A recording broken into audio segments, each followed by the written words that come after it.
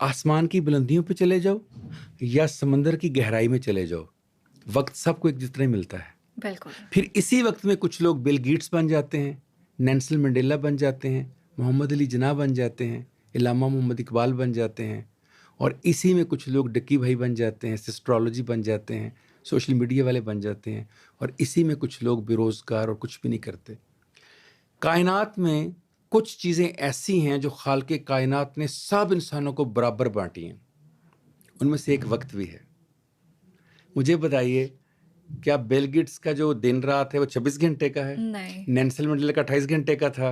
No. Madame जो हमारे doctor अदीब रिजवी हैं उनका 28 घंटे का था। क्या ईदी का 30 घंटे का था?